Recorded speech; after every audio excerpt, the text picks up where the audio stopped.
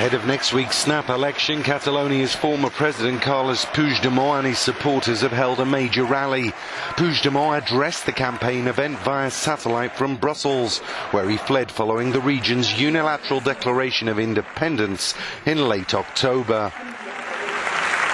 Puigdemont said, if we want an independent state, then let's vote, and let's vote like an independent state, and therefore let's defeat pessimism, defeat the darkness of Article 155, and let's help expel the fear from our streets. Thursday's crucial vote remains on a knife edge, with polls predicting a hung parliament. But even if Catalonia's pro-independence movement can make the breakthroughs it needs, some separatists fear Madrid will refuse to loosen its tight grip on the region. This woman said, what worries me is that even if the pro-independence parties get an absolute majority, the Spanish state is going to continue to apply Article 155, so the situation will not move forward. A hung parliament in Catalonia would likely bring more uncertainty to a political crisis which has rocked Spain to its core. A deal on trade has been described as the ultimate prize in the Brexit talks. The UK Cabinet is due to discuss the Phase 2 of the talks before Christmas, and what they're going to be discussing is the so-called Canada Plus Plus Plus deal, along the lines of the CETA agreement Brussels recently signed with Ottawa. Joining me now is Ali Renison, Head of Europe and Trade Policy at the Institute of Directors in the UK.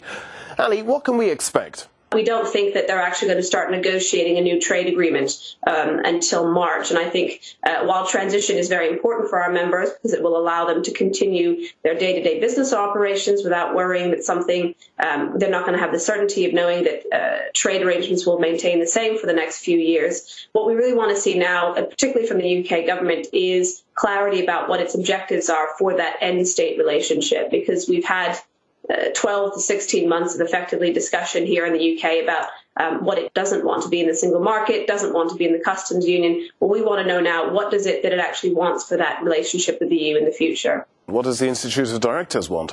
What's the best case scenario? Most manufacturing businesses would prefer the UK to be in some sort of customs union with the EU. It appears that the Prime Minister has ruled that out, and so what we want is something that, if it has to take a Canada-type relationship, because I think there's a lot of businesses for whom customs processes suddenly appearing between the UK and the EU will be quite an unwelcome disruption to business. So something that minimises the amount of divergence. Well, Ali Renison, thanks very much for joining me today. Close to 1,000 demonstrators took to the streets of Budapest on Friday to protest against a perceived crackdown on Hungary's main opposition party, Jobbik.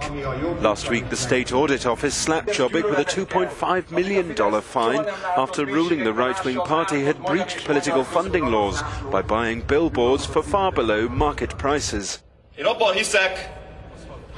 Speaking at the demonstration, which attracted activists of both left and right-wing persuasions, party chairman Gabor Vona said he believed that the protesters had made a historic step towards a fair, just and free Hungary.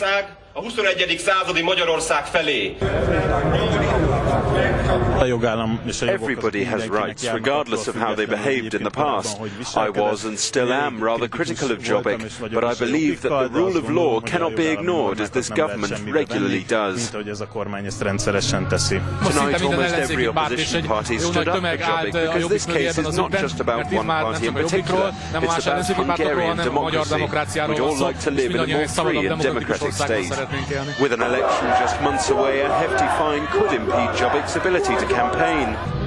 This was the first time that Jobbik and some left-wing opposition parties demonstrated together. The big question is how that cooperation will evolve before next year's election.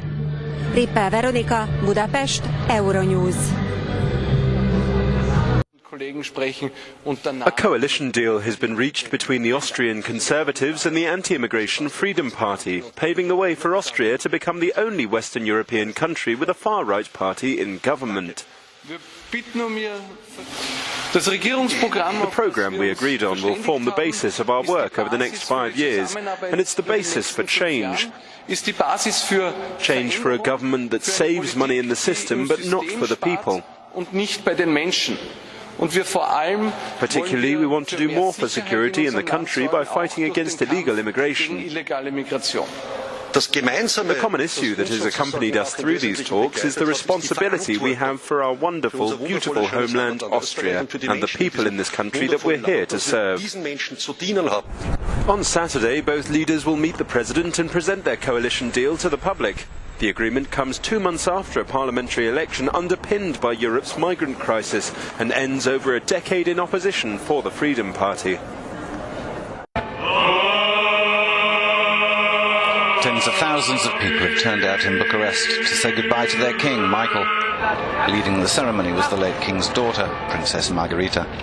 Members of Europe's royal houses attended the full-state funeral, with Britain's Prince Charles representing the Queen. Others present included the former monarchs of Spain, the Queen of Greece Anne-Marie, the Grand Duke of Luxembourg, and the King and Queen of Sweden. Michael, who spent most of his life in exile in Switzerland, had an often troubled relationship with the post-communist governments of Romania after he returned in 1990, as they feared he might try to restore the monarchy. Instead, he helped negotiate Romania's EU membership. Shouts of King Michael and "Monarchy saves Romania" could be heard from the crowd. Aged only 22, Michael joined the coup against the fascist Antonescu dictatorship in 1944, only to be rewarded by the communists by being driven into exile in 1947. His wife, Queen Anne, died last year. The head of the UK Armed Forces said on Friday that NATO and its allies must take steps to protect deep-sea communications cables from attacks from Russia. He said such an incident could be catastrophic in financial terms. Russia, in addition to new ships and submarines, continues to perfect both unconventional capabilities and information warfare. And there is a new risk to our way of life, which is the vulnerability of the cables that crisscross the seabeds. The cables that cross the world's oceans carry over $10 trillion in daily transactions and 95% of global communications. Congressional Republicans have agreed the final version of their sweeping tax reform, which will see cuts for businesses and the wealthy, but only some for middle-class Americans. Passage of the biggest US tax rewrite in 30 years was also given a boost on Friday, when 2 wavering senators said they would support the bill in next week's vote. I do predict both the House and Senate will approve this tax reform bill. Everyone's lives will be better off under tax reform because of the tax relief families get, because of the higher paychecks, because we have a stronger economy. And again, this is all about also bringing back jobs from overseas. Should the bill pass, it would mark the first major legislative victory for President Trump since he took office in January. However, 3 Republican lawmakers remain uncommitted, enough to defeat the measure in the Senate. Despite this, Wall Street's 3 major indexes tallied record closing highs on Friday, as traders anticipated lower corporate tax rates.